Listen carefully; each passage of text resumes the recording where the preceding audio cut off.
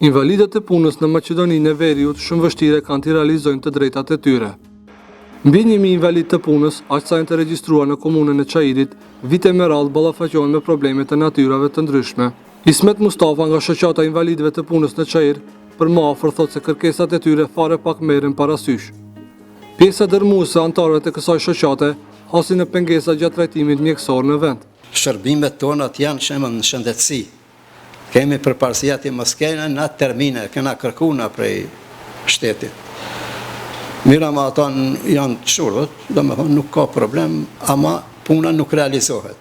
Rritja e numrit të viktimave dhe qytetarëve të lënduar në vendet e punës, Ismet Mustafa e vlerëson si mos kujdesi dhe mos interesim për të drejtat e punëtorëve. Duke bërë krahasimin mes të kaluarës dhe të sotshmes, ai thekson se punëtori dikur është të çmuar më tepër. Tash vesh thot hyp në skele, a ki shlem, a ki dorza, a ki diçka, s'është interesant o interesant punosh edhe ku, me çfarë kushtesh. Pa skele, pa kur gjë. Po do të bjerë, normal që do të bjerë ai. Na të në kohën tonë, punëtorët janë kohën pak më ndryshe ka qenë.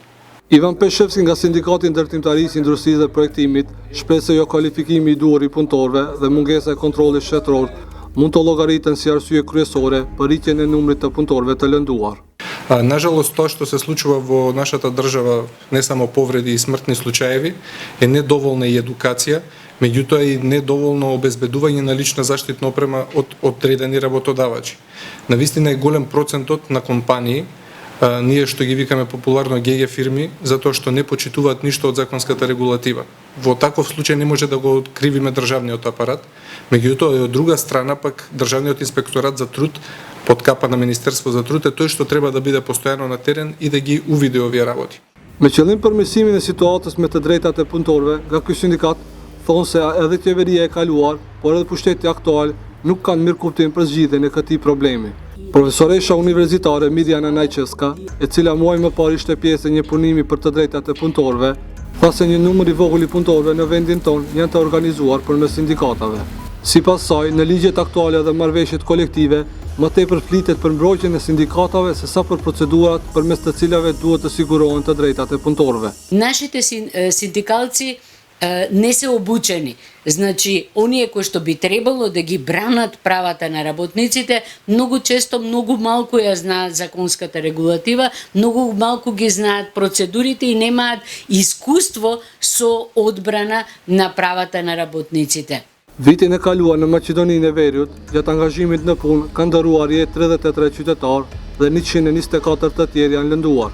Shoqata Maqedonase për mbrojtjen në punë është e vetmja organizatë e cila merret me raporte të kësaj natyre. Kryetari i kësaj shoqate Milan Petkovski shpreh se përkundër angazhimit të tyre, asnjë institucion apo organ shtetëror nuk i trajton me seriozitet hulumtimet dhe analizat e tyre. Ови извештаи треба да ги поттикнат државните одговорните институции да почнат тие да произведуваат извештаи кои ќе бидат најрелевантни во општество и ќе ни говорат колку сме ние болни, колку ние патиме, колку ние луѓе губиме. Иако ги имаме вие информации, иако го нудиме решението, никој повторно не контактира.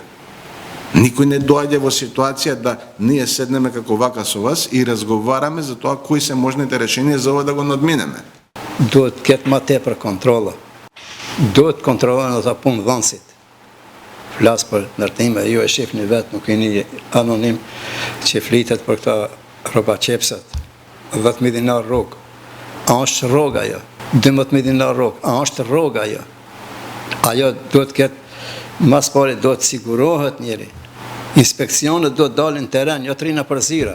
Numri më i madh i viktimave dhe punëtorëve të lënduar në Maqedoninë e Veriut ndodh në industrinë e bujqësisë, e pasuar pas ndërtimtarisë dhe industrisë së transportit.